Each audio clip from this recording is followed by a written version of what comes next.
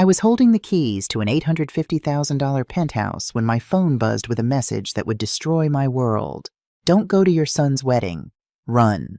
I thought it was a sick joke. I had no idea that in 9 days I'd watch my only child be arrested at his own wedding in front of 150 guests. But let me start at the beginning. The October sun painted everything gold through the floor-to-ceiling windows of the Midtown Atlanta penthouse. I stood there, keys cold against my palm, trying to imagine the look on Brandon's face when I handed them to him. My son. My only child. The reason I'd spent 40 years building Richardson Properties from nothing. The penthouse was perfect. Modern kitchen with marble countertops, hardwood floors that caught the afternoon light, a balcony overlooking Piedmont Park where the leaves were just starting to turn. Everything I dreamed of having at his age but couldn't afford until I was 50. I walked through the empty living room, my footsteps echoing. Brandon would love this space. I was certain of it. This wasn't just generosity, it was an apology. An apology for all those soccer games I'd missed because of property acquisitions. For all those parent-teacher conferences where I'd sent my assistant instead. For all those nights I'd come home after he was already asleep, too exhausted to read him a bedtime story. My late husband Robert used to say, "Amanda, you're building an empire, but who are you building it for?" For our son, I'd always answer. For Brandon's future. Well, Robert had been gone 8 years now. Died in a car accident when Brandon was 24. Never got to meet Amy, the woman Brandon would marry next Saturday. Never got to see the penthouse I'd bought as Brandon's wedding gift. But Robert would understand. This gift wasn't about showing off. It was about giving Brandon the start I never had. About proving that all those sacrifices, mine and his, had been worth it. I pulled out my phone and checked the time. 4:47 p.m. I'd spent almost an hour here mentally decorating, imagining Brandon and Amy's life in these rooms. The closing paperwork sat on the kitchen counter ready for my signature. I'd sign tomorrow, surprise Brandon with the keys at next Friday's rehearsal dinner. 9 days until the wedding. 9 days until I walked my son down the aisle since Robert wasn't here to do it. My phone buzzed in my hand. Unknown number. The message made my stomach drop. Don't go to your son's wedding. Run. I stared at the screen. Read it once. Twice. 3 times. My thumb hovered over the call button, then pressed it. The phone rang. And rang. And rang. No voicemail. No answer. Just that mechanical ringing that seemed to mock me. I tried again. Same thing. By the 10th attempt, my hand was shaking. The sensible part of my brain, the part that had negotiated million-dollar deals without flinching, insisted this was a prank. Wrong number. Some bachelor party joke that Brandon's friends thought was funny. But that other voice, the instinct that had guided me through 40 years of business, whispered something different. Something was wrong. I forced myself to focus on the closing paperwork. Signed each document with mechanical precision, my signature looking shakier than usual. The penthouse was Brandon's now. Whatever that message meant, it wouldn't change my love for my son. I locked the door, pocketed the keys that suddenly felt heavier. In the parking garage, I checked over my shoulder 3 times before getting in my car. Sitting behind the wheel, I stared at that message one more time. Don't go to your son's wedding. Run. I deleted it. Started the engine. Some unknown number with a cryptic warning wasn't going to ruin my son's big day. I had a wedding to prepare for, a rehearsal dinner to plan, and a penthouse to surprise him with. I drove home to my Buckhead mansion, the house where Brandon grew up, where Robert and I had raised our boy, where every room held memories I couldn't bear to leave. I had no idea that in less than 12 hours, I'd wish I'd listened to that warning. Friday night, 11:47 p.m. I'd tried that unknown number 17 times since leaving the penthouse. Each time, nothing but ringing. I sat in my home office, the room where I'd built Richardson Properties from a single property to a 10-building empire worth $45 million. Robert's photo sat on my desk, him at 40, grinning at some company event, arm around my shoulders. "What would you tell me to do?" I whispered to the photo. My phone rang. Unknown number. I nearly dropped my glass of whiskey. "Hello?" My voice came out rough, desperate. "Amanda, it's Philip Warren." The name hit me like a fist to the chest. Philip Warren. My former business partner. The man I'd trusted with half my company until cocaine destroyed him 8 years ago. We'd parted ways with lawyers and accusations, me buying him out while he spiraled into rehab. "Philip," I managed. "After 8 years, you—" "I know. I'm sorry for the cryptic message. I needed to be certain before I told you what I heard. My hand tightened around the phone. What did you hear? Tuesday morning, I was at Octane Coffee, you know, the one in Midtown near Piedmont Park. His voice sounded older, weathered. I was working on my laptop. Brandon came in with a woman and a man in a suit. My stomach dropped. And they sat at the corner table 20 feet from me.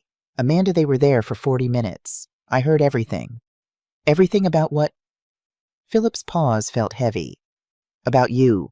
About papers you signed. About their plan to take everything you own. The room tilted.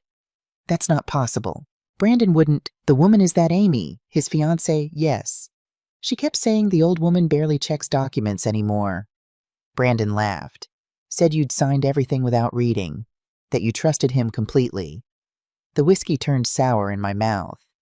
Signed what? What documents? Trust papers, they called them. But Amanda, they weren't talking about protecting assets. They were talking about liquidating them. Selling everything. They mentioned a buyer, Summit Capital Group. My vision blurred.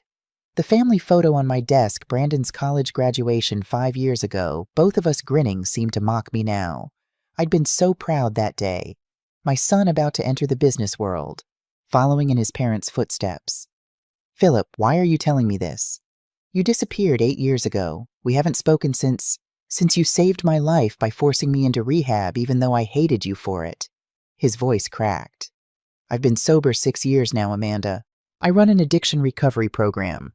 I was at that coffee shop for a meeting with a client. He paused. When I heard Brandon's voice, I almost left. But then I heard what they were planning, and I couldn't let them do this to you. It can't be true. But even as I said it, doubt crept in. Had Brandon asked me to sign something recently, estate planning documents? When was that? There's more, Philip continued. They mentioned having everything ready right after the wedding. They talked about once you're in assisted living. Amanda, they were laughing about it. The woman mentioned knowing medical professionals who could provide the right diagnosis. For a price. My son, my only child. The boy I'd raised alone after Robert died. They're planning to have you declared incompetent, Philip said quietly. My own son wouldn't. Amanda, listen to me. I sat 20 feet away for 40 minutes. I heard the attorney discuss timeline process, how to make it look legitimate.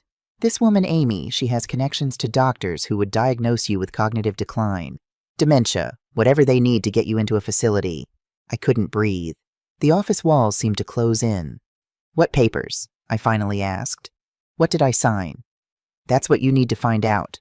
Fast, because they mentioned Saturday tomorrow as a deadline for finalizing something. You don't have weeks to figure this out, Amanda. You have days, maybe less. The call ended. I sat in the darkness of my office staring at Brandon's graduation photo. 5 years ago, he'd hugged me tight after the ceremony and said, "Thanks for everything, Mom. I couldn't have done it without you." What happened between that moment and Tuesday morning at a Midtown coffee shop? My hands were shaking as I reached for my filing cabinet. Somewhere in there were documents Brandon had asked me to sign.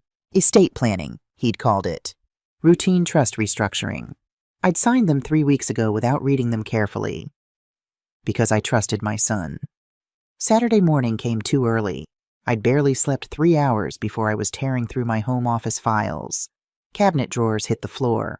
Manila folders spilled across my desk.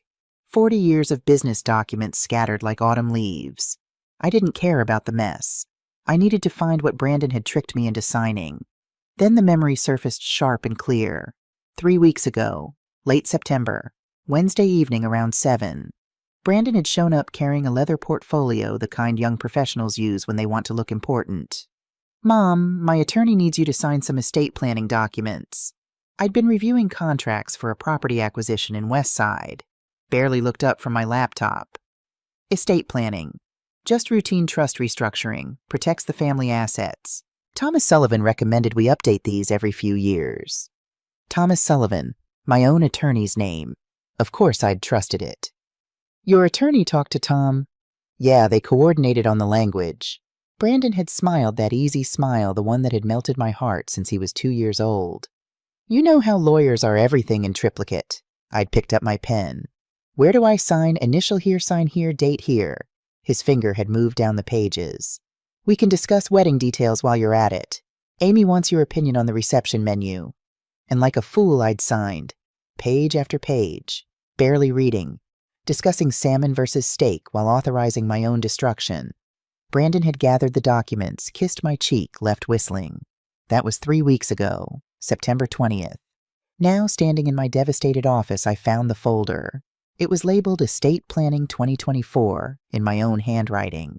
I'd filed them myself, trusting my son, never questioning what I'd actually signed. My hands shook as I spread the documents across my desk. Not trust restructuring, power of attorney, giving Brandon authority over my financial decisions, property transfer authorizations to something called Richardson Family Holdings, LLC. My laptop was already open. I pulled up the Georgia Secretary of State website, typed into the business registry search. Richardson Family Holdings, LLC, registered August 15th, 2024. Managing member Brandon Andrew Richardson. Members Brandon Andrew Richardson. My name appeared nowhere, not as member, not as owner, not even as registered agent. Richardson Family Holdings. My family name on a company I didn't own, created by my son to steal from me. I kept reading through the horror. Preliminary sales agreement between Richardson Family Holdings, LLC, and Summit Capital Group. Dated September 15th, 2024. Purchase price, $18 million. Property descriptions. All 10 of my buildings. Market value, $45 million. They were selling my life's work for 60 cents on the dollar. A $27 million loss. The attorney's name appeared on every document's footer, Derek Walsh, Esquire. I stared at that name. Derek Walsh. Something about it nagged at my memory like a word on the tip of my tongue. Had I met him, worked with him? The name felt familiar in a way I couldn't place, but there wasn't time to figure that out now. My own signature stared back at me from document after document. Amanda Richardson, signed and dated September 20th, 2024, the day Brandon had come with his leather portfolio and his practiced lies. I'd been so proud that Brandon wanted to learn the business, wanted to understand estate planning, wanted to be responsible about the family legacy. He'd been learning all right, learning exactly which documents would let him steal everything I'd built. I grabbed my phone, scrolled through contacts until I found the name I needed. Michael Torres, private investigator. I'd used him for employee background checks, tenant screenings, due diligence on potential business partners. Now I needed him to investigate my own son. The phone rang twice. Michael Torres. Michael, it's Amanda Richardson. I need deep background on 2 people and I need it fast. How fast are we talking? Yesterday wasn't soon enough. Saturday afternoon, 4 p.m. I'd spent the day trying to act normal, returned emails about the wedding, confirmed the florist, responded to Brandon's text asking if I needed anything. Just excited for next week. I'd typed back each word, tasting like ash. My phone rang. Michael Torres. Amanda, I've got preliminary findings. You'll want to sit down for this. I was already sitting, but I gripped the edge of my desk anyway. Go ahead. Amy Stevens. $340,000 in credit card debt, maxed out over the last 18 months. Luxury spending, Hermes bags, Tiffany jewelry, designer clothes. She's also leasing an apartment in Buckhead for $8,500 a month. Started that lease in August. My heart pounded. What about income, Sub? No legitimate income source I can find. No job, no business, nothing that would support that lifestyle. And Brandon? Michael's pause told me everything. Brandon has $95,000 in personal loans. He bought a Porsche 911 last July, $120,000 vehicle. His monthly expenses run about $15,000. His salary from Richardson Properties is $6,500 a month. The math didn't work. Brandon couldn't afford his lifestyle on what I paid him. There's more, Michael said. I found the business entity Richardson Family Holdings, LLC, formed August 15th. But Amanda, there's a sales agreement dated September 15th, 1 month later. I saw it. $18 million for properties worth $45 million. They're drowning in debt, both of them, and your properties are their life raft. I closed my eyes. My son, my beautiful boy, drowning in debt I didn't even know about. Give me until tonight, Michael said. He said. I'm digging into Amy Stevens' background. Something's not adding up about her. Saturday evening, 7:30 p.m. Amanda? Michael's voice was grim. I found something. Amy Stevens' legal name until March 2019 was Jessica Walsh. The room spun. Walsh, like Derek Walsh. She changed her name in March 2019. Complete identity transformation. New Social Security card driver's license. Everything legal but deliberate. And Amanda Derek Walsh is her brother. 15 years crashed over me like a wave. Summer 2009. Derek Walsh. 20 years old. Bright, eager intern at Richardson Properties. I'd mentored him personally, saw potential in him.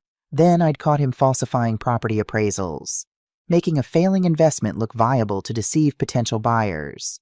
Derek, these numbers are inflated, I'd said, showing him the comparable sales data. These aren't legitimate comparisons. They're cherry-picked outliers. His face had gone pale. It was just one small adjustment. The property is good, I swear.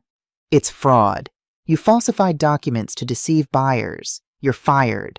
I'm reporting you to the Georgia Real Estate Commission. I'd done it by the book. Professional. Ethical. I'd given him a chance to explain, but the evidence was clear. At my office door, he'd turned back. Rage twisted his young face. You're destroying my career over one mistake. I gave you everything. You destroyed it yourself, I'd said quietly. Actions have consequences. His final words, you'll regret this, Ms. Richardson. One day you'll pay for this. I'd dismissed it as an empty threat from a bitter 20-year-old. Now, 15 years later, I understood. It wasn't empty. It was a promise. After you fired him, Michael continued, Derek was blacklisted from major Atlanta firms. He's been practicing from a small East Point office ever since. His career never recovered. I pulled up Derek's website on my laptop. Derek Walsh Law Office. Same calculating eyes, just 15 years older. His sister would have been 13 when you fired him, Michael said. How did she meet Brandon? I asked, though I already suspected the answer. Atlanta Real Estate Summit, June 2021, the conference you sent Brandon to. I remembered. Brandon had just turned 29. I'd been so proud to send him as Richardson Properties representative. Time to learn the business from other professionals, I'd told him. She approached him at the networking reception, Michael said. They were dating within a month. She'd hunted him. For 3 years, Jessica Walsh, pretending to be Amy Stevens, had dated my son, gotten engaged, planned a wedding, all while her brother fed her information about me, about my business practices, about exactly how to forge documents I'd sign without suspicion. Amanda, this is a 15-year revenge plot, Michael said. Derek couldn't hurt you directly, so he used his sister. They've been planning this since 2019, at least that's when Jessica changed her name. I thought about Brandon, my son. Had he known from the beginning, or had Jessica manipulated him first, then gradually brought him into the scheme I wanted to believe Brandon was a victim? That he'd been seduced by a beautiful woman, then slowly corrupted? But Philip's words echoed. Brandon laughed, said you'd signed everything without reading, that you trusted him completely. Brandon had laughed about stealing from his mother. Thank you, Michael. Keep digging. I need to know everything. After hanging up, I sat in my office as darkness fell outside. The Atlanta skyline glittered through my window. Somewhere out there, my son was planning his wedding, thinking he'd gotten away with it. Thinking his mother was just a foolish old woman who'd signed away everything without reading the fine print. He had no idea what 40 years of business experience could do in 8 days. Sunday evening, 6:00 p.m., I invited Brandon and Amy to dinner at my house. Pre-wedding family celebration, I'd called it. My voice had sounded normal on the phone, cheerful even. Inside I was dying, but I needed more evidence. Philip's recording of the coffee shop conversation wasn't enough. I needed Brandon to incriminate himself, in his own words, on recording. Michael Torres had installed professional recording equipment in my dining room that morning. Tiny cameras hidden in the floral centerpiece. Microphones embedded in the chandelier. Everything streaming to the cloud, backed up in real time. I also wore a small pin camera on my dress, just in case. The doorbell rang at exactly 6:00. Brandon hugged me tight. Love you, Mom. I love you too, sweetheart. The words felt like glass in my throat. Amy looked radiant in a white sundress. Practicing for Saturday, I thought bitterly. She kissed my cheek, smelling of expensive perfume that probably cost more than my monthly grocery bill. Amanda, thank you so much for having us. The wedding week is just chaos. I smiled, poured wine, Served the roast I'd made Brandon's favorite since he was a child. We talked about flowers, about the band, about the honeymoon plans to the Maldives. 2 weeks in an overwater bungalow, Brandon said. Paradise. Sounds expensive, I remarked casually. We've been saving. The lie came so easily to him. They were drowning in $435,000 of combined debt, but yes, they'd definitely been saving for a $25,000 honeymoon. Amy touched my hand. Amanda, have you thought about retirement? You've worked so hard for so long. You deserve to enjoy your golden years. Translation: when are you going to step aside so we can take over retirement? I laughed. I suppose eventually. You should, Amy pressed. Let the younger generation handle the stress. You've earned your rest. Brandon leaned forward. Actually, Mom, I've been thinking. After the honeymoon, I'd love to discuss taking on more responsibility at Richardson Properties. Maybe we could talk about a transition plan. We can definitely talk about that, knowing he planned to steal everything, not earn it.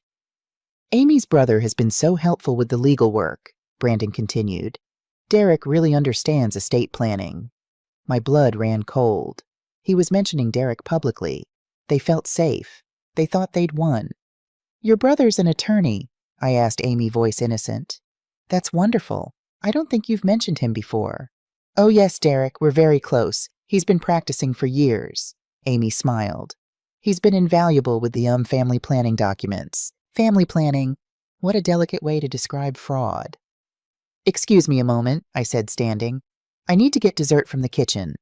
I went upstairs instead. Pulled out my phone, opened the app Michael had installed. The cameras in the dining room floral arrangement were streaming perfectly. I watched Brandon and Amy on my phone screen. Waited.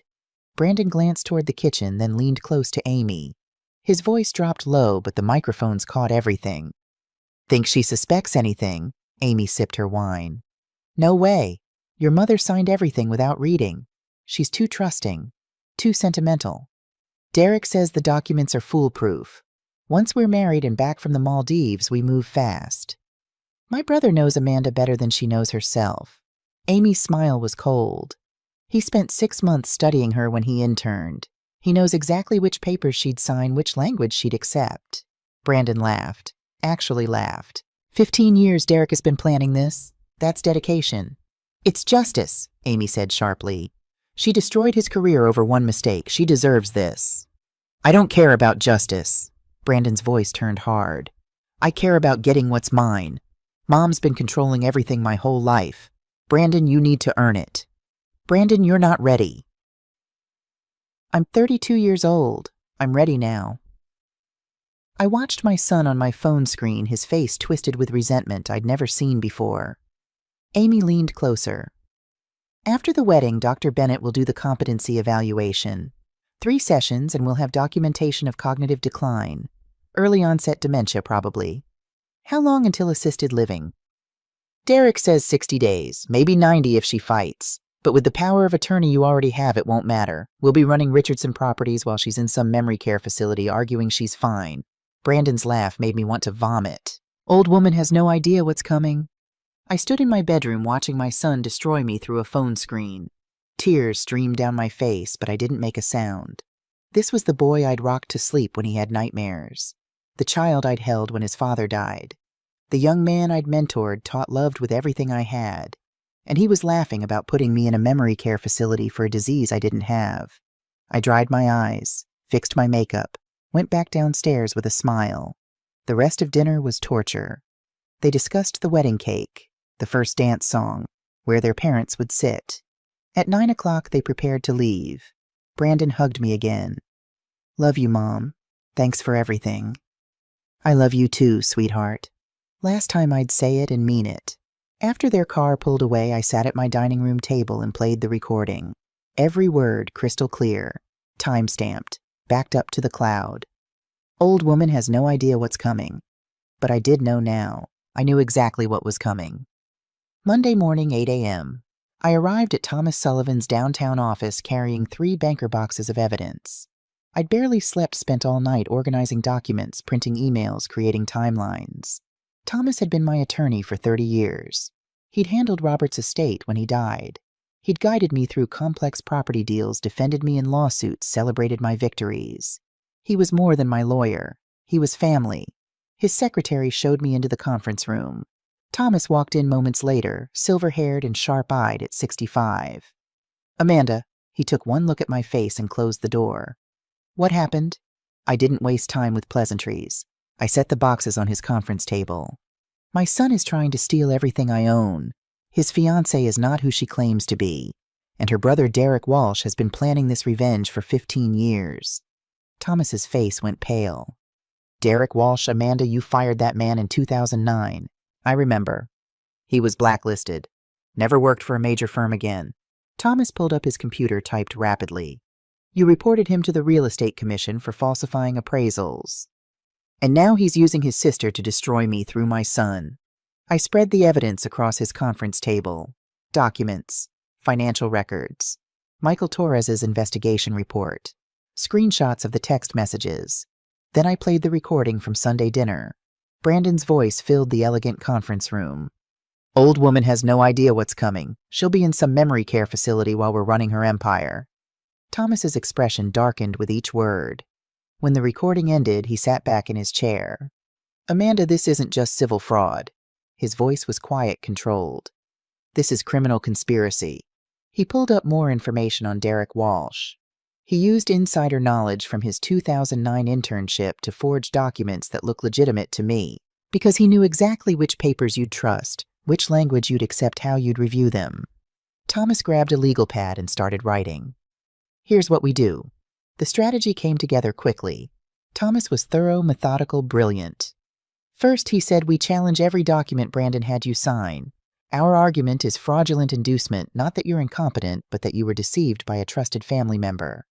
I nodded, taking notes. Second, formal complaint to the Georgia Bar Association against Derek Walsh. He violated ethical rules by using privileged client information from 15 years ago. He advised a felony conspiracy. We're seeking disbarment. Good. Third, FBI. Thomas looked at me seriously. This crosses into federal wire fraud. They used electronic communications texts, emails to execute the fraud. If Summit Capital is a Delaware corporation, which most our money would cross state lines, that's federal jurisdiction. My hands trembled slightly. "You're talking about federal prison for Brandon."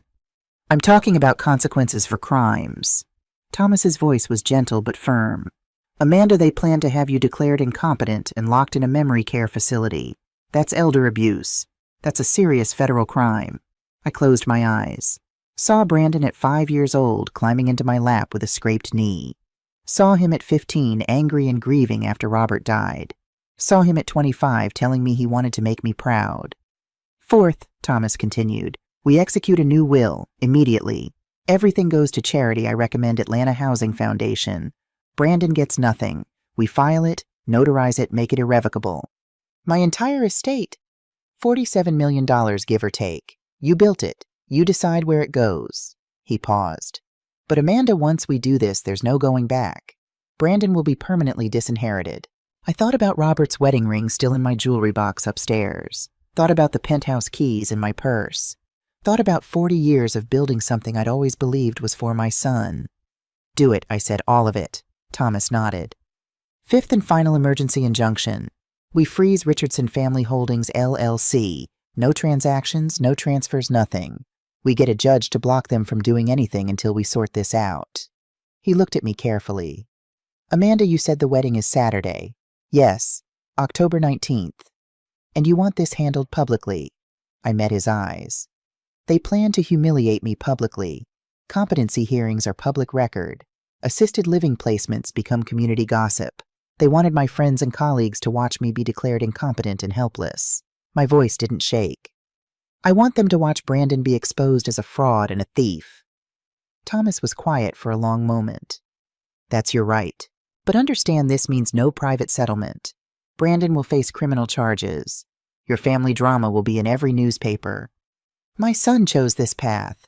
I stood up. "I'm just making sure everyone sees where it leads." Tuesday morning, 10 a.m. The FBI field office in Atlanta was exactly as intimidating as I'd imagined.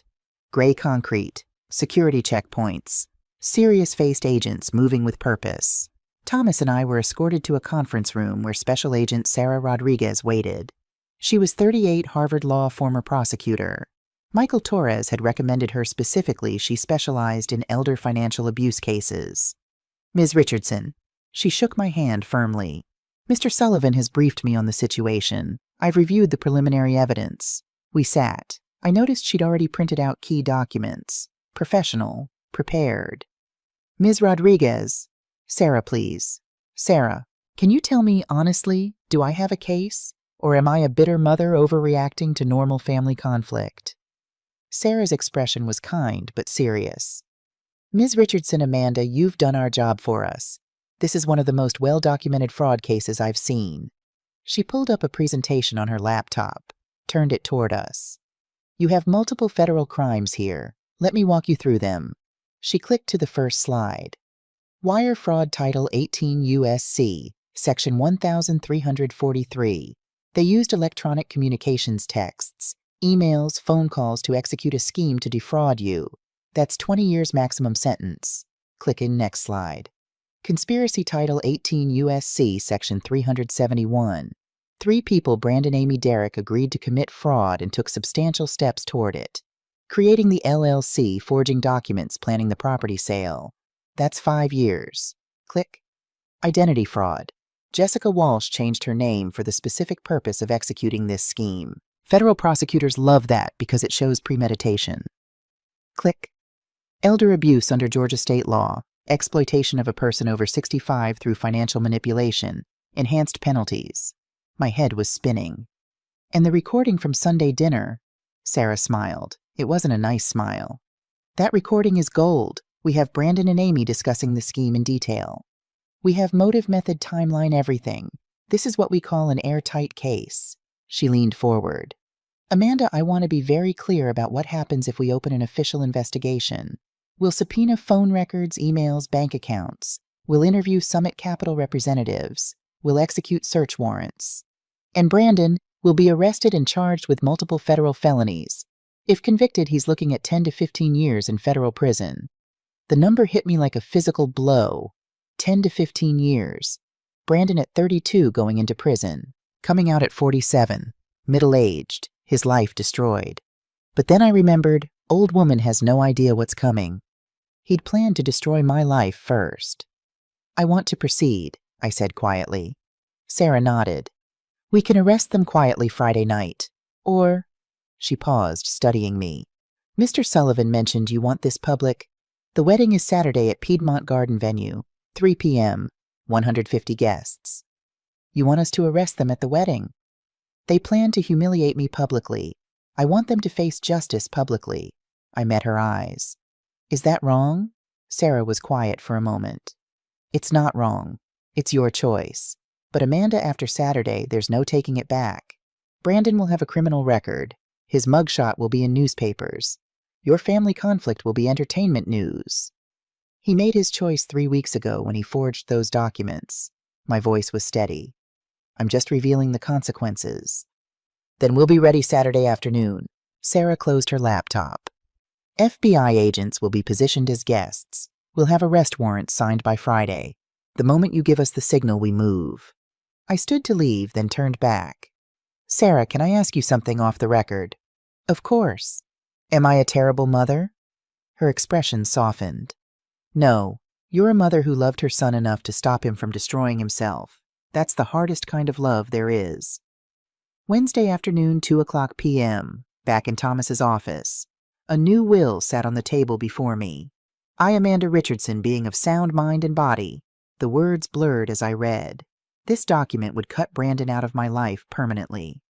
Primary beneficiary, Thomas explained, 100% of your estate to Atlanta Housing Foundation, approximately $47 million. You can specify the purpose. I suggest affordable housing for single mothers. Single mothers like I'd been after Robert died. Women struggling to raise children alone while building careers. Yes, I said. That's perfect. Specific disinheritance clause. I specifically disinherit my son Brandon Andrew Richardson for reasons he well knows. That prevents him from contesting. Thomas showed me the next section. Irrevocable trust structure. Once signed, you cannot change this will. Even if you reconcile with Brandon later, this stands. I thought about that. What if Brandon apologized? What if he got help changed, became the son I'd raised him to be? But then I remembered, she'll be in some memory care facility while we're running her empire. No, some bridges once burned can't be rebuilt. I also recommend an explanatory letter, Thomas said, to be read publicly after your death, explaining why you chose the Housing Foundation over your son. I wrote it by hand. It took 3 drafts to get right. I built Richardson Properties for my son Brandon. I sacrificed time with him to create security for him. I thought I was building his future. But Brandon chose to steal rather than earn. He chose to betray rather than wait. He chose to laugh about institutionalizing his mother rather than honor her. So I am leaving everything I built to help mothers who actually want to build better lives for their children. To women who value family over fortune. To people who understand that legacy isn't about money, it's about love. 3 witnesses signed Thomas Michael Torres and Lawrence Palmer, my oldest business partner. Lawrence read the will and looked at me with tears in his eyes. Amanda, I'm so sorry. Don't be sorry for me, I said. Be sorry for Brandon. He had everything and he threw it away. We filed the will with Fulton County Probate Court that afternoon. Permanent. Irrevocable. Brandon's inheritance 0. My empire would help strangers instead of my son. Robert's voice echoed in my memory. Build something worth keeping. I finally understood what he meant. Thursday morning, 9 a.m., Thomas filed formal complaints with the Georgia State Bar against Derek Walsh. The charges were extensive. Rule 1.6, confidentiality violation. Derek used information he gained during his 2009 internship, my business practices, my document review habits, my trust in certain legal language to facilitate fraud 15 years later. Rule 1.8, conflict of interest. He advised clients Brandon and Amy to defraud his former employer while nursing a personal vendetta. Rule 8.4, misconduct. He actively participated in criminal fraud, forgery, and conspiracy.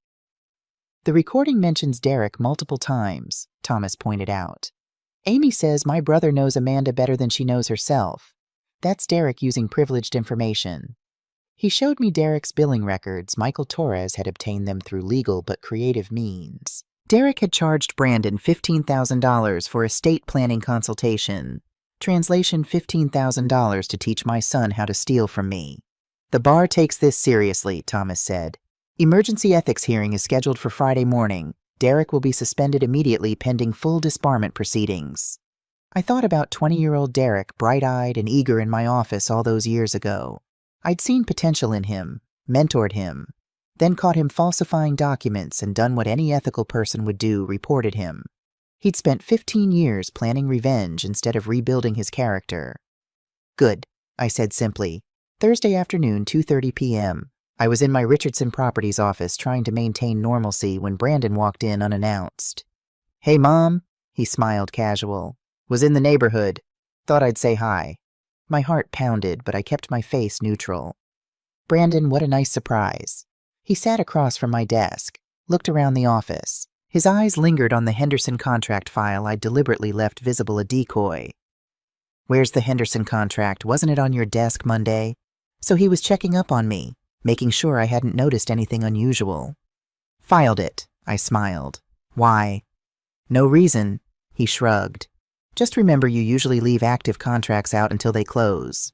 He was testing me, seeing if my routines had changed. Wedding stress, I said lightly. I've been more organized than usual. We talked for 20 minutes. He thanked me again for everything.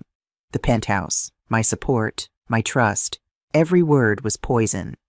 Mom, I want you to know. He paused, looking sincere. You've been amazing. The penthouse trusting me with more responsibility. I know I haven't always been the easiest son. I thought about the recording, Old Woman Has No Idea What's Coming. You're my son, I said quietly. Of course I trust you. He studied my face. Do you? Because lately you seem distant. My pulse spiked. He suspected something. Just wedding stress, I repeated. You know how I get with big events. I want everything perfect for you and Amy. Brandon nodded slowly. Yeah, wedding stress. That makes sense. He left 10 minutes later. I locked my office door and called Michael Torres. He just came by, looking for something, checking if I suspect anything. They're smart, Michael said. They know you well. Be careful, Amanda. That night I barely slept. Brandon was watching me now. I had to maintain the facade for 2 more days. Just 2 more days until Saturday. Friday morning, 9 a.m., Fulton County Superior Court. Judge Patricia Morrison presiding. Thomas had filed for an ex parte emergency hearing, meaning Brandon wasn't notified or present. Your Honor, Thomas began, we have clear and convincing evidence that Richardson Family Holdings, LLC, was formed through fraud. The managing member, Brandon Richardson, obtained power of attorney through deception and false pretenses. He presented the evidence efficiently, the forged documents, the audio recording, the FBI's confirmation of an ongoing investigation, the sales agreement showing a $27 million loss to my estate. Judge Morrison listened carefully. She was 59. Stern had a reputation for protecting vulnerable victims. I've reviewed the evidence, she said finally. The audio recording is particularly troubling. These individuals discussed defrauding Ms. Richardson in detail, including plans to have her falsely diagnosed with dementia. She signed the order. Richardson Family Holdings, LLC is hereby frozen. No transactions permitted. No sales transfers or encumbrances of any assets. All documents to be surrendered to court custody. Brandon Richardson is barred from accessing Amanda Richardson's properties or accounts. The injunction was served on Derek Walsh at 10:30 a.m. Friday morning. The process server later described Derek's reaction. He went white as a sheet. Said, "What the fuck, how did she? This is impossible." Now they knew. Not everything, but enough to panic. Friday afternoon, 3 p.m. My phone rang. Amy. I stared at it for 3 rings before answering. Amanda, hi. Her voice was too bright, too cheerful. I know we'll see you tonight at the rehearsal dinner, but I wanted to check, is everything okay? Everything's wonderful, dear. Why? Oh, just, Derek mentioned something about courthouse paperwork, some kind of filing. I'm sure it's nothing. So Derek had told them about the injunction. They were scrambling. I'm not sure what you mean, I said innocently. Everything is ready for tomorrow. I'm so excited. Long pause. You sound cheerful. Of course I'm cheerful. My son is getting married tomorrow. Another pause. I could practically hear her thinking. Amanda, has anyone contacted you about legal issues with Richardson Properties? Legal issues? No, dear. Why would there be legal issues? No reason? Her voice had lost its warmth. I'm sure it's just wedding week chaos. See you tonight. She hung up fast. I immediately called Sarah Rodriguez. They know something's wrong. Derek got the injunction this morning. They're suspicious. We're ready, Sarah said calmly. Arrest warrants are signed. Officers will be positioned at the venue tomorrow as planned. If they run, we'll pick them up tonight. They won't run, I said. Too much money at stake. They'll think they can fix this, that it's a misunderstanding. I was right. Friday, 7:00 p.m., Canoe Restaurant in Vinings. The rehearsal dinner should have been joyful. 150 guests, family friends, business associates who'd known me for decades. I arrived wearing my best dress and Robert's wedding ring on a chain around my neck, hidden under the fabric. Brandon and Amy were already there. Both looked tense. Brandon hugged me. Mom, thanks for doing this. Of course, sweetheart. I smiled. Nothing but the best for my son. Derek Walsh was there too. Best man. He watched me across the room with calculating eyes. Our eyes met. He didn't smile. Neither did I. He knew I knew something. He just didn't know how much. Dinner was served. Speeches were made. Lawrence Palmer toasted to new beginnings and family bonds. I stood to give my speech. I want to talk about family, I began. About what we build. About legacy. The room quieted. Robert and I started with nothing. We built Richardson Properties with our hands, our sweat, our sacrifice. We did it for one reason, for our son, for Brandon. Brandon looked uncomfortable. Everything we created was meant to be his foundation, his inheritance, his future. I paused, letting the words settle. Tomorrow, Brandon starts his own family, and I hope, my voice caught slightly, not entirely an act. I pray that he will value what he's been given, that he'll understand the cost of what was built, that he'll honor it. Applause filled the room, but I saw Derek whisper something to Amy, saw Amy's hand tighten on Brandon's arm. They knew something was very wrong. After dinner, I approached Brandon privately. "Sweetheart, I wanted to tell you I'm so proud of the man you've become." His eyes searched mine. "Mom, is everything okay? You seem, I don't know, different. Just emotional." I touched his face. "My baby boy is getting married. I'm allowed to be emotional." "Yeah." He didn't look convinced. "I love you, Mom." "I love you too, Brandon." Last lie I'd tell him. Friday night, 11 p.m. Michael Torres called with news that changed everything. "Amanda, I found something. Something big. Tell me." "Summit Capital Group, the company supposedly buying your properties for $18 million, it doesn't exist. It's a shell company. Derek created it himself." I sat down slowly. "What now? There is no $18 million buyer. Derek was planning to liquidate your properties through the LLC, drain the accounts, and disappear. Brandon would have been left holding empty deeds and massive tax bills." The full picture crystallized.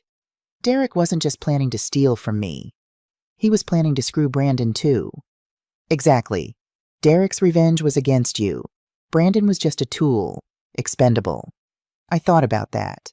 Brandon had betrayed me, laughed about institutionalizing me, planned to steal everything I'd built. But Derek had betrayed Brandon too. Amy or Jessica might have loved Brandon, or she might not have. Either way, Derek was planning to leave them with nothing. "Does Brandon know?" I asked. "No way. The documents look legitimate. Brandon thinks he's stealing your empire. He has no idea Derek is planning to steal from all of you." This changed the equation. Brandon was still guilty, still complicit, still deserving of consequences. But he was also a victim, manipulated by the Walsh siblings, used as a weapon in Derek's 15-year revenge plot. "Thank you, Michael."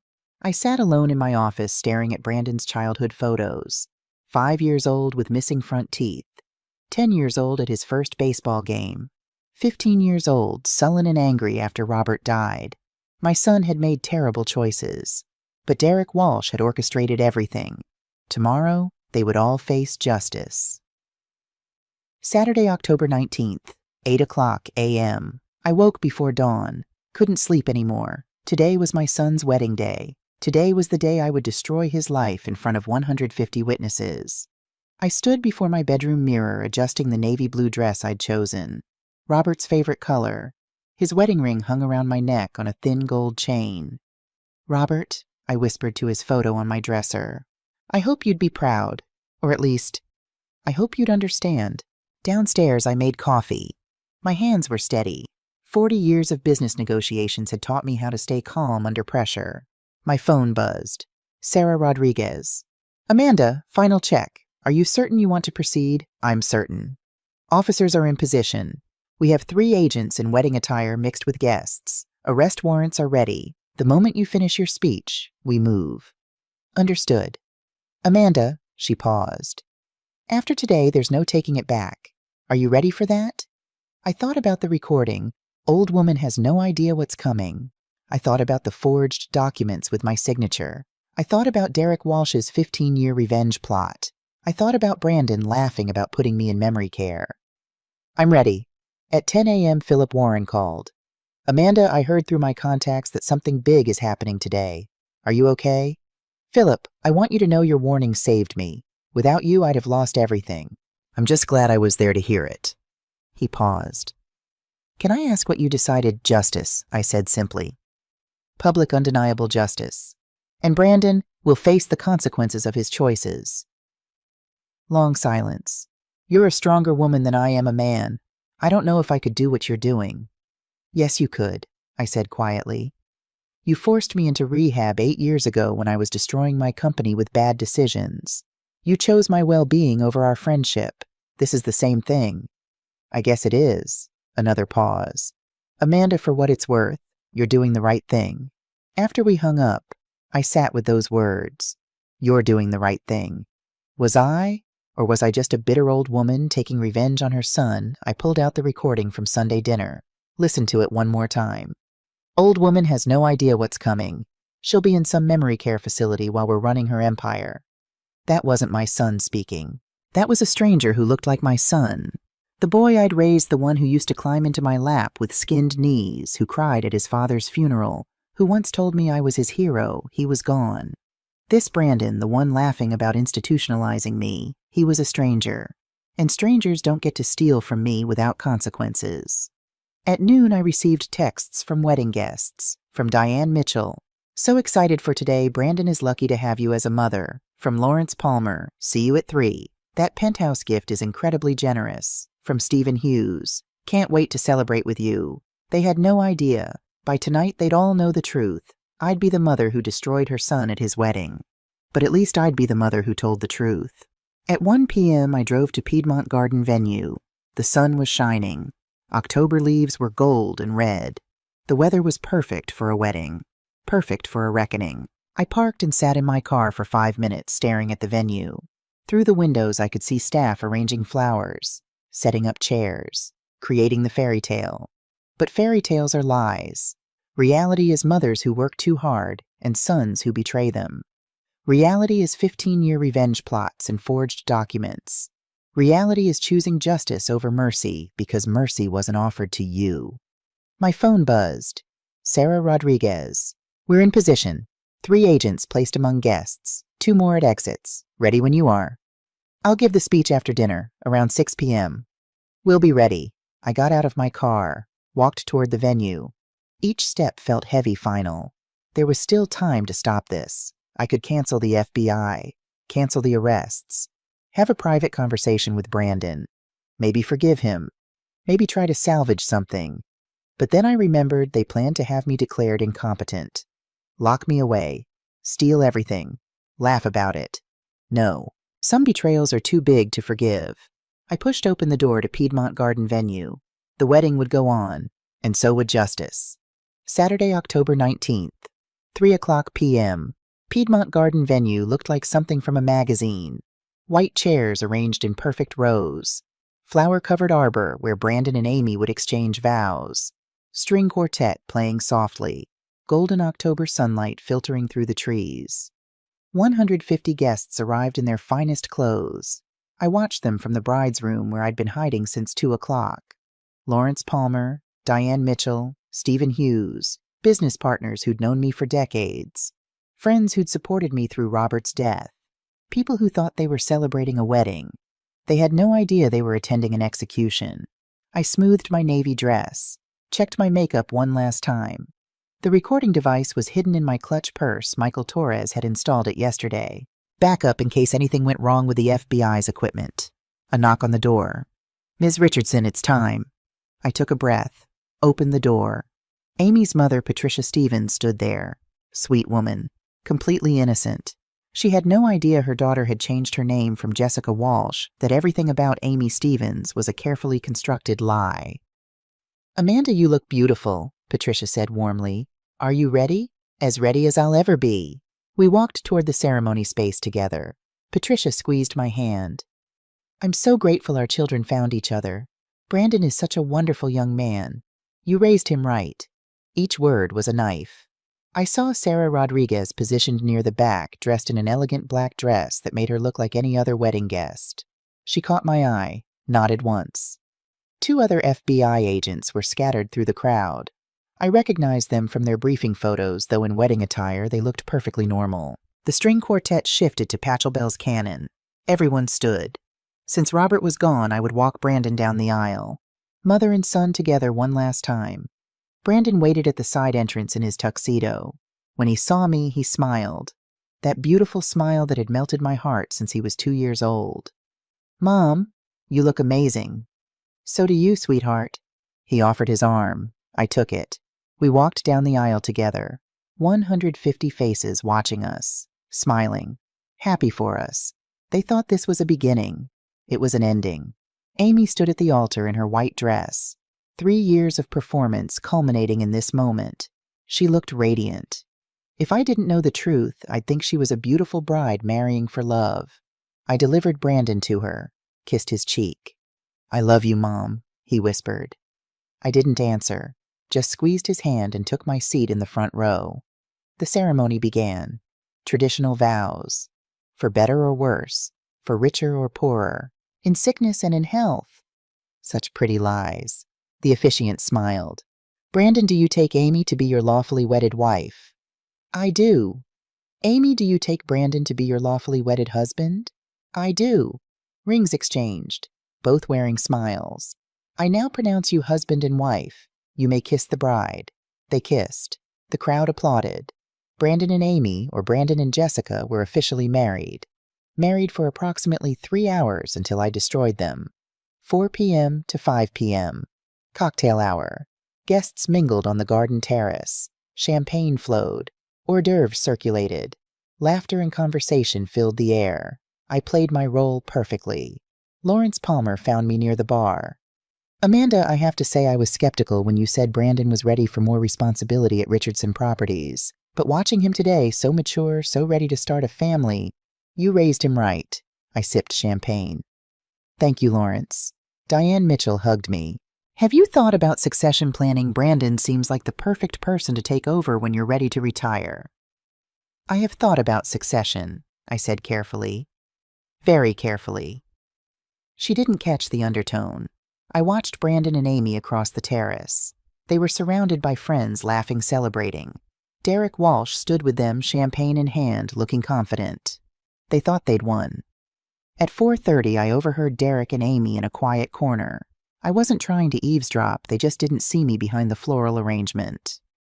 Monday morning we move, Derek said quietly.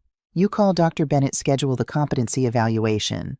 I want Amanda declared incompetent by end of month. Amy nodded. And the power of attorney? Already in effect. Brandon can start transferring assets to Richardson Family Holdings as soon as you're back from honeymoon. They didn't know I was 10 feet away. They didn't know FBI agents were recording every word. They didn't know Summit Capital was fake, that Derek planned to steal from Brandon too. 15 years of planning, and they'd gotten sloppy at the finish line. At 5 o'clock, Brandon found me alone by the garden fountain. Mom, he sat beside me. Thank you for everything. The penthouse, the support, just everything. I looked at my son, really looked at him. When did I lose you, I wondered. When did you become someone who could laugh about institutionalizing his mother? You're my son, I said quietly. I'd do anything for you. I know this hasn't been easy. Since Dad died, you've had to carry everything alone. He took my hand. But Amy's family now. We're going to help. You don't have to carry the burden anymore. Burden, that's what I'd become to him, not his mother, not the woman who'd raised him alone, built an empire for him, sacrificed everything for him. A burden to be removed. Brandon, I said carefully, do you remember what your father used to say, build something worth keeping? He nodded. Yeah, that's what you did. Richardson Properties. No, I squeezed his hand. That's not what he meant. He meant build relationships, build trust, build love. Brandon looked confused. Mom, are you okay? I'm fine, sweetheart.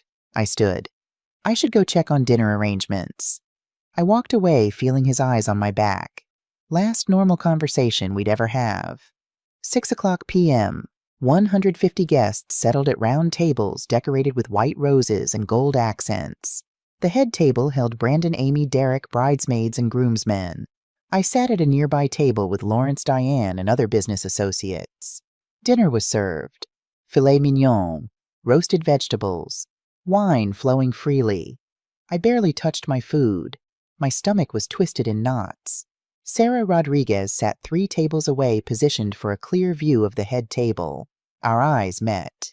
She mouthed ready. I nodded. The wedding coordinator, a cheerful woman named Jennifer, approached my table.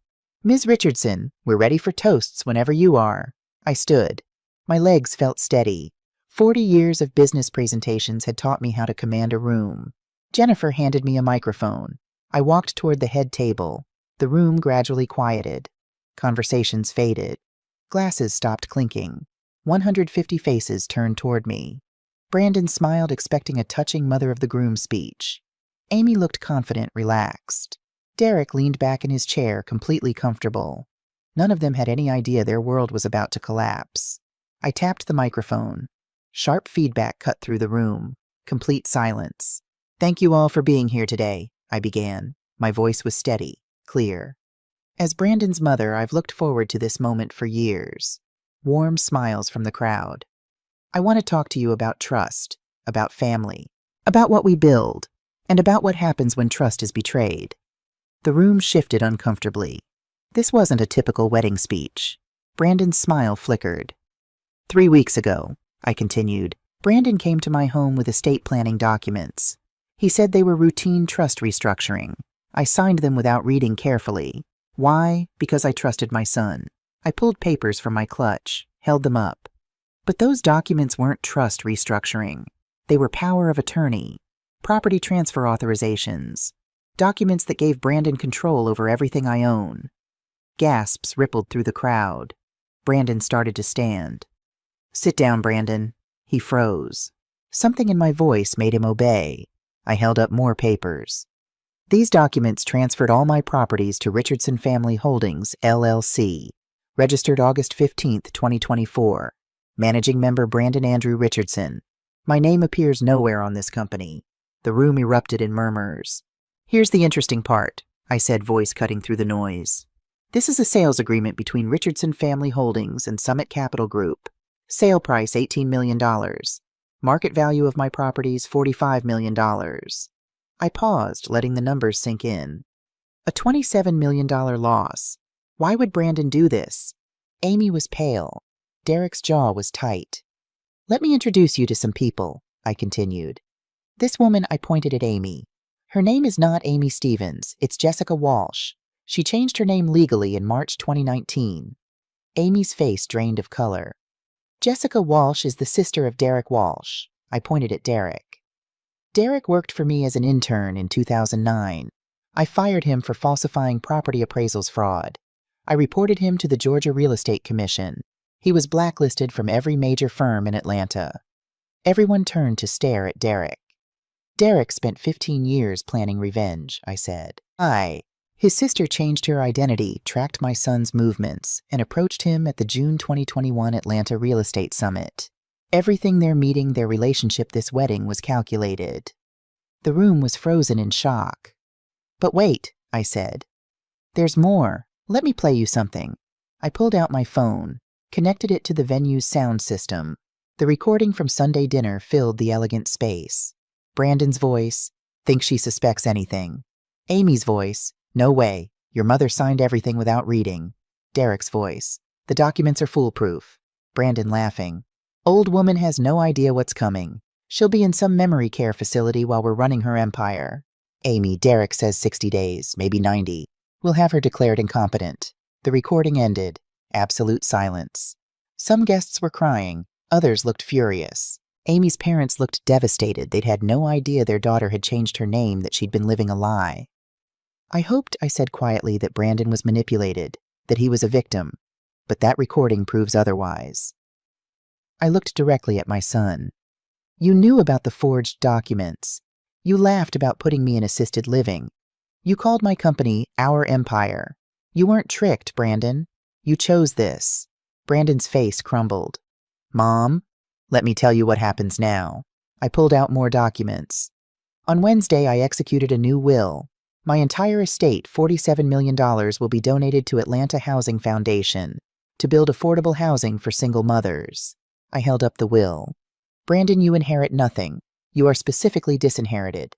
This will is irrevocable, filed with the court, permanent. Brandon collapsed into his chair. On Friday, Judge Patricia Morrison granted an emergency injunction. Richardson Family Holdings, LLC is frozen. No transactions, no transfers, nothing. Derek's face went white.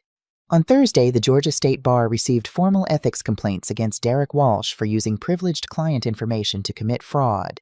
Derek, you'll be disbarred. I looked at Derek. 15 years of planning, all for nothing. Finally, I signaled to Sarah Rodriguez. On Tuesday, I met with FBI Special Agent Sarah Rodriguez. She opened an investigation into wire fraud conspiracy and elder abuse. Sarah stood, badge visible. FBI, Derek Walsh, Jessica Walsh, Brandon Richardson, you're under arrest. Chaos erupted. Derek tried to run. An FBI agent blocked the exit. Derek Walsh, you're under arrest for conspiracy to commit wire fraud, forgery, and elder abuse.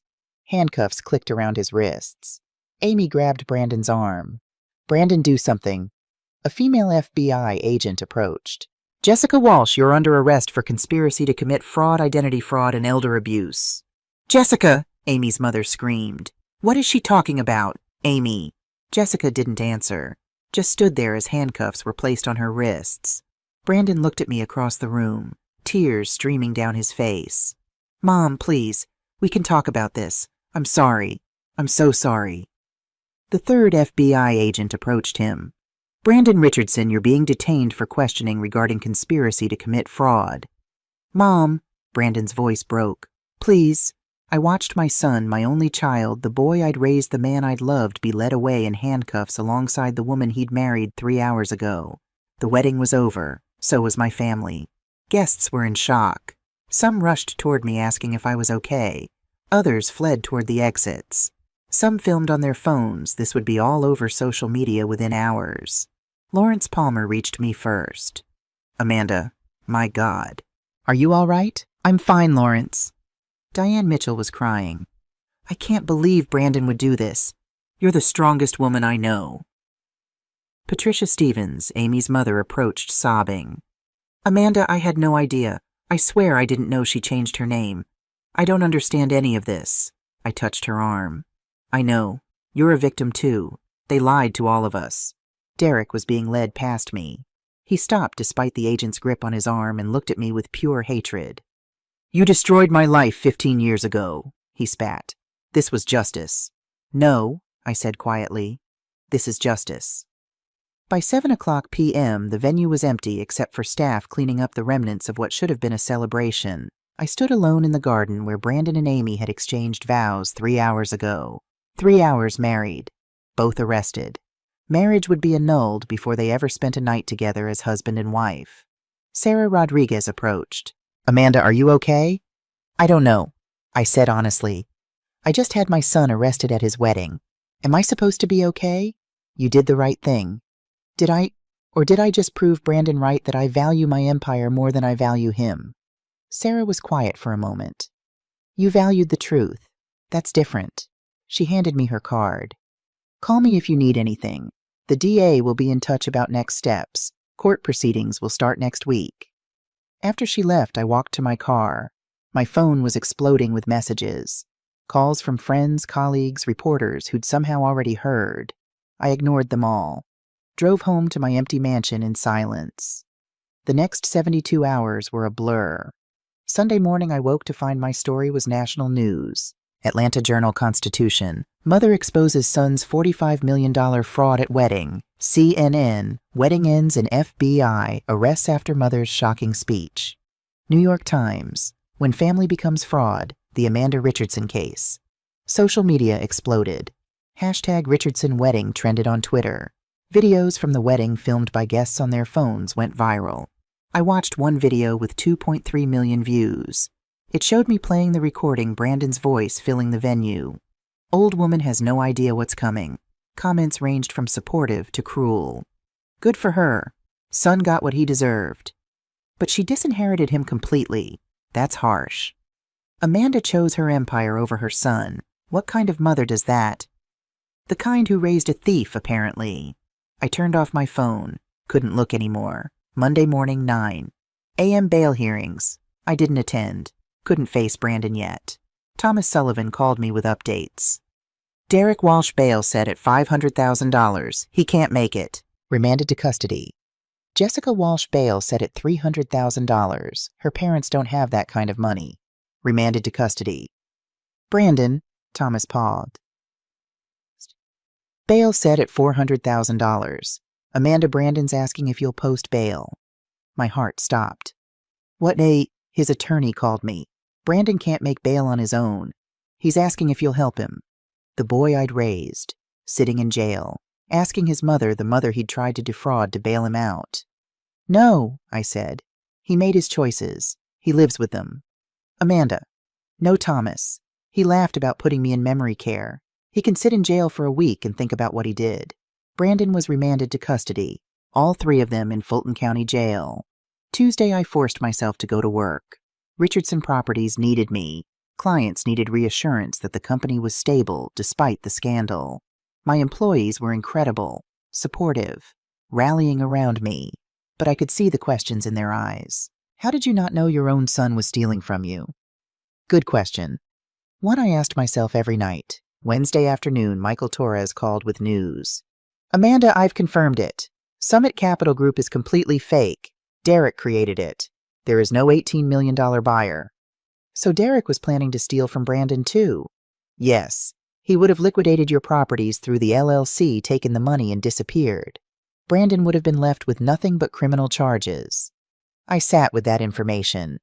Brandon had betrayed me, but Derek had planned to betray Brandon. My son was guilty, but he was also a victim. That didn't excuse what he'd done, but it complicated things. Wednesday afternoon, 3 p.m. I drove to Fulton County Jail. Visiting hours were 2 to 4 p.m. I'd called ahead, made arrangements. Brandon didn't know I was coming. The jail was exactly as depressing as I'd imagined. Gray concrete, fluorescent lights, the smell of industrial cleaner and despair. I sat in the visiting room, phone and glass partition set up.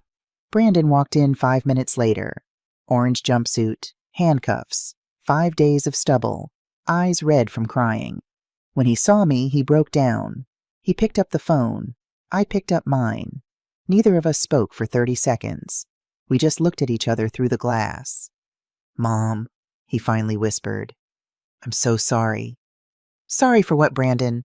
For planning to steal from me, for laughing about putting me in assisted living, for spending 3 years lying to me. Which part are you sorry for? All of it. Everything. Tears streamed down his face. I was angry, jealous. Amy made me feel like I deserved more, like you were holding me back. So this is Amy's fault, Jessica's fault. No, it's mine. I made the choice. I signed the documents. I laughed about it. His voice broke. That was me. I did that. First time he'd taken full accountability. The FBI told me something, I said quietly. Derek wasn't planning to share the money with you. Summit Capital is fake. There is no $18 million buyer. Derek was going to take everything and disappear, leaving you with empty properties and tax bills. Brandon's face showed genuine shock. What up? Derek used Amy to get to me, but he was using you too. You thought you were stealing my empire. He was planning to steal from both of us. Brandon laughed bitterly. So I destroyed my relationship with you, committed fraud, ruined my life, and I was going to end up with nothing anyway. That's what revenge looks like, I said. Derek spent 15 years planning to hurt me. You were just collateral damage. Long silence. Did you mean it? Brandon asked. The will am I really disinherited? Yes. He nodded, accepting. I deserve that. Your attorney can negotiate a plea deal, I said. If you plead guilty, cooperate with prosecution, testify against Derek and Amy, the DA might offer probation instead of prison. Hope flickered in his eyes.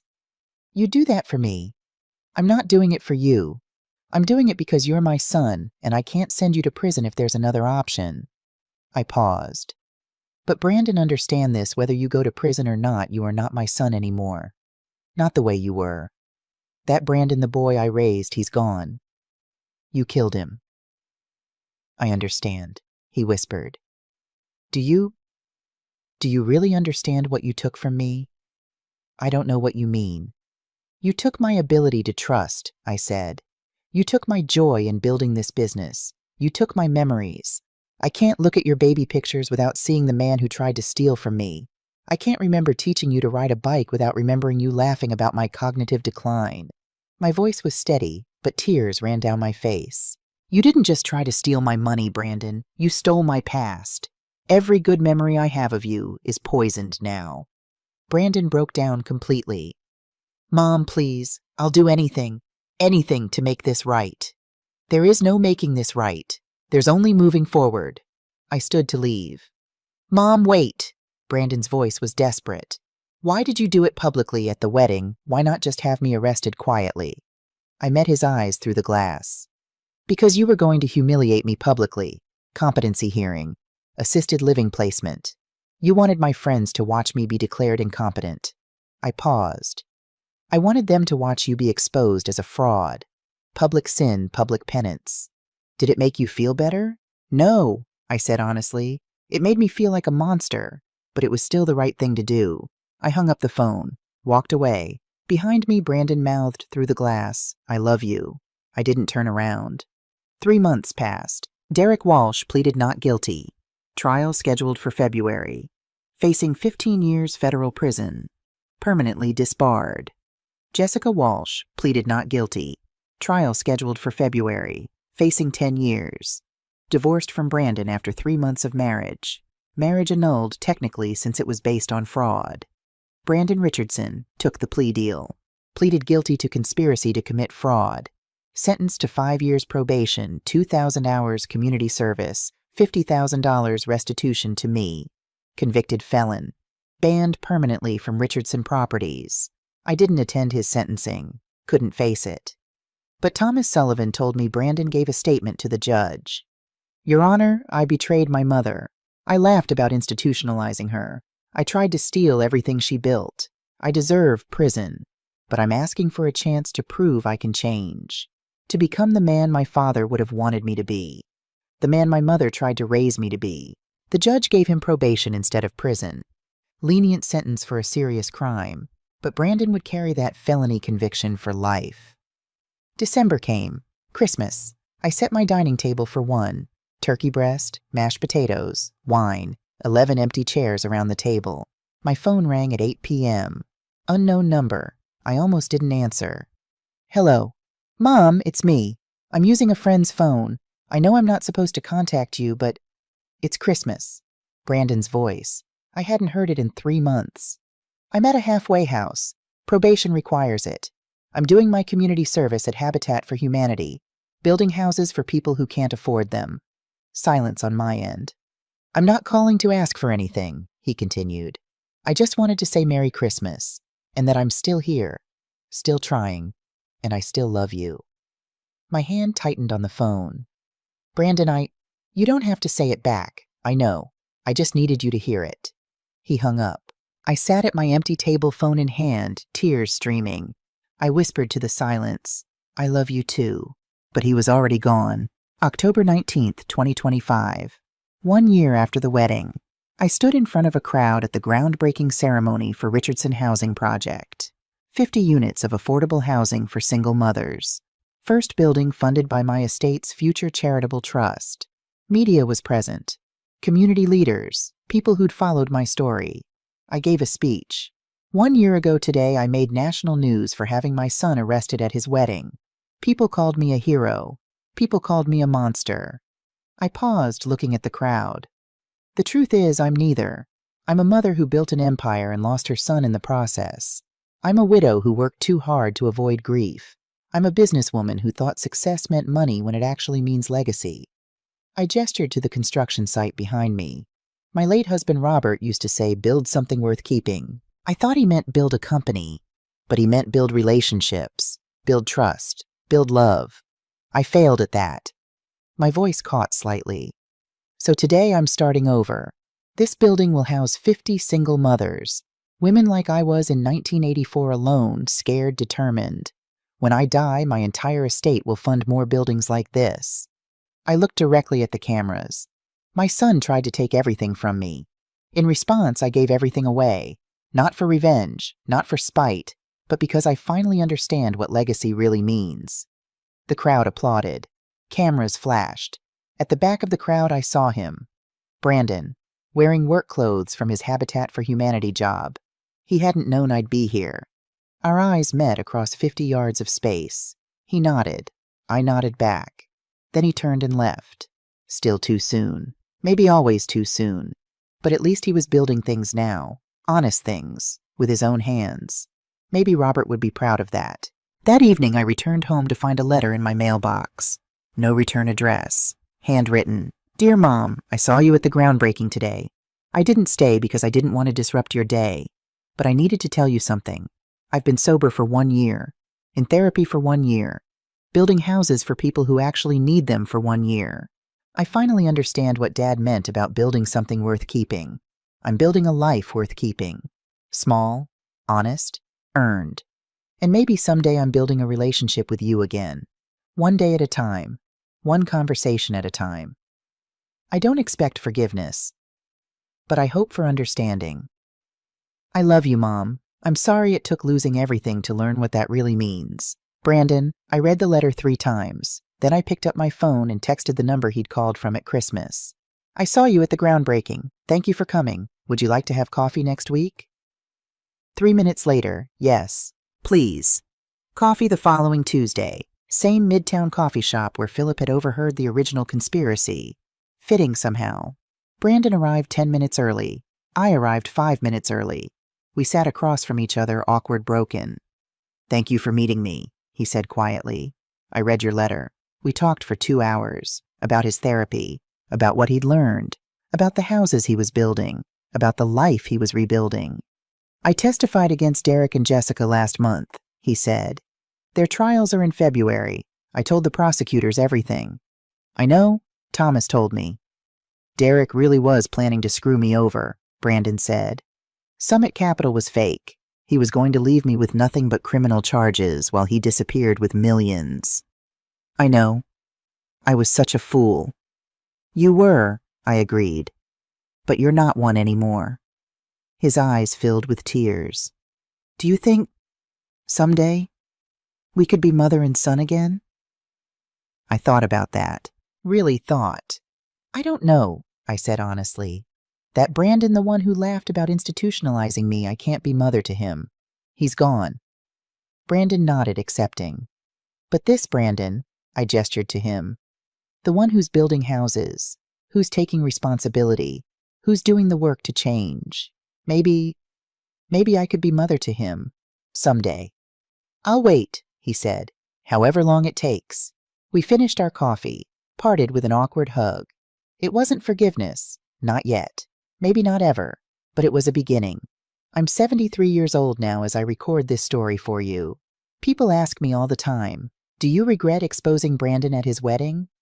The answer is complicated. I regret that it was necessary. I regret that my son became someone capable of what he did. I regret that I worked so hard building an empire that I forgot to build a relationship with my child. But do I regret stopping him? No. Sometimes love means stopping the people we love from destroying themselves, even when it costs us everything. Especially when it costs us everything. If you're watching this and you're facing betrayal from someone you love, here's what I learned. First, protect yourself. Don't let love make you a victim. I almost lost everything because I trusted blindly. Second, truth matters more than comfort. Yes, exposing Brandon was painful, but living in a lie would have been worse. Third, justice and mercy aren't opposites. I chose justice publicly, but I also gave Brandon a path to redemption privately. Both were necessary. Fourth, you can love someone and still hold them accountable. Brandon is still my son. I still love him. But love doesn't mean accepting abuse. Fifth, legacy isn't about money. It's about what you leave behind in people's hearts. I'm leaving $47 million to help single mothers. That's worth more than leaving it to a son who didn't value it. Last month, Brandon completed his 2,000 hours of community service. He sent me a photo of the last house he helped build. A small home for a single mother with 2 children. He wrote, "This is what building something worth keeping looks like. Thank you for teaching me that, even if I had to lose everything to learn it." I framed that photo. It sits on my desk next to Robert's picture. My husband was right all along. Build something worth keeping. Not money, not property, not empires. Love, truth, character. Those are the things worth keeping.